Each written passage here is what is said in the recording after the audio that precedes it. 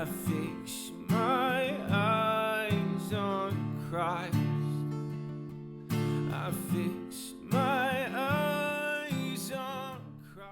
Hello, everyone. Welcome to another episode of Colton's Reviews, where I like to review Bibles, books, and other theology-related things. And today, I'm taking a look at an old and faithful friend. This is my very first heirloom crossway Bible that I've ever purchased, and I think technically it's only one of two. I only have two that are in the heirloom series. My wide margin heirloom that's no longer in production, and then this guy, which I received first.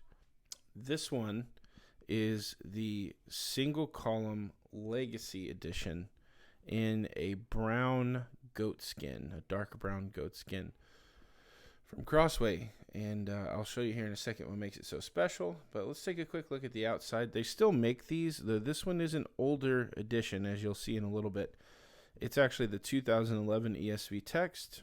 And yeah, it's in great shape. They still make these from the Netherlands like this one is. I just haven't seen one that's more modern compared to this one, which is, it's not ancient, but it's one of the first kind of heirloom editions. So as you can see, it has a beautiful dark brown color. The grain is kind of shiny. Things just kind of sparkle off of it. And then we have some raised ribs on the side. And this is the classic kind of crossway overkill with the ESV, where we have Holy Bible at the top, which is always nice. And then like three ways to indicate that this is the English Standard Version. The ESV, then the ESV logo, and then English Standard Version. Really, we'd probably be fine with just the one ESV up there at the top or the ESV logo, but, I digress. And the crossway. Really nice leather on this one. It's thick. It's durable. There's the back. And it comes with these ribbons here that are kind of infamous with Crossway.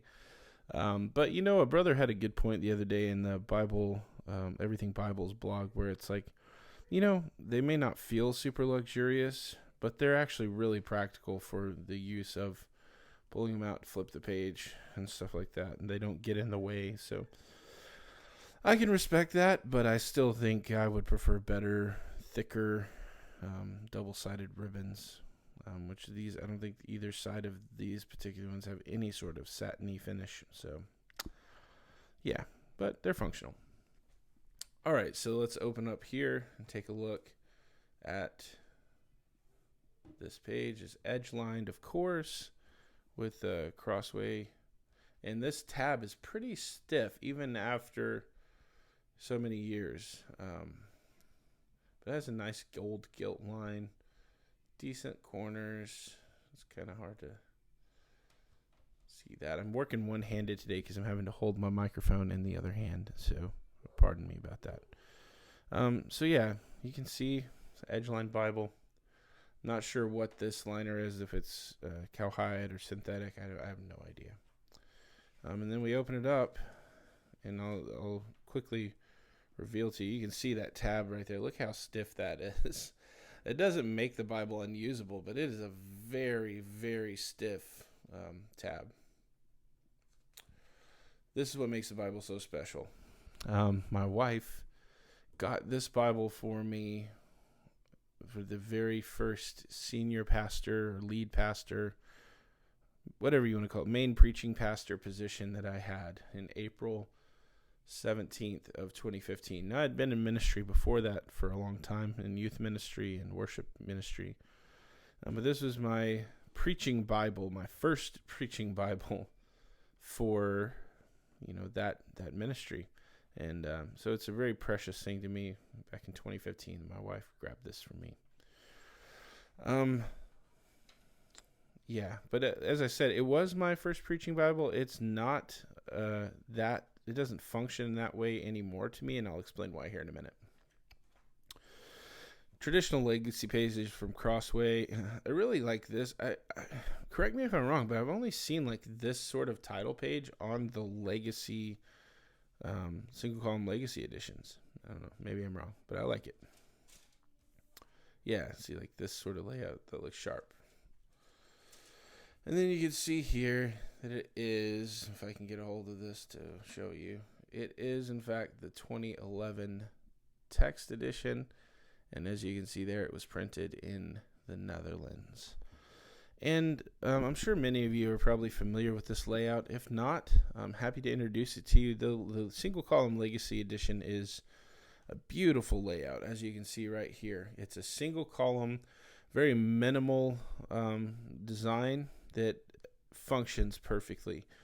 You still have like textual footnotes, but there are no cross references. So it just kind of cleans up the page a lot.